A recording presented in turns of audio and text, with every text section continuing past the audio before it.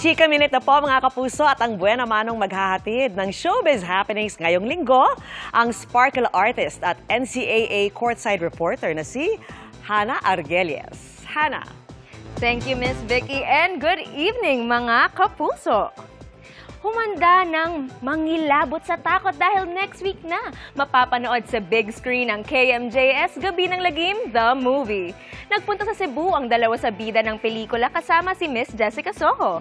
May report si Luan May Rondina ng GMA Regional TV. Lumipad pa Queen City of the South at mainit na sinalubong ng mga Cebuano ang multi-awarded journalist na si Jessica Soho. Kasama ni Jessica sina Sparkle Stars Miguel Tan Felix at Sanya Lopez, nabibida sa inaabangang Kapuso Mo Jessica Soho Gabi ng Lagim, The Movie. Sa susunod na Miyerkules, November 26 pa, mapapanood sa sinihan ang pelikula.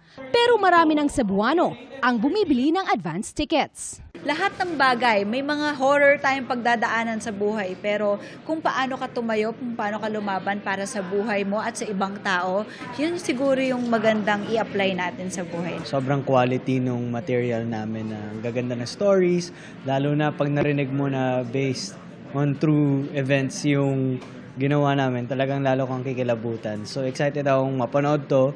Excited ako para sa mga fans ng Gabi ng Lagim din. Biro nyo ho, dati sa TV kami napapanood for our Gabi ng Lagim Halloween special.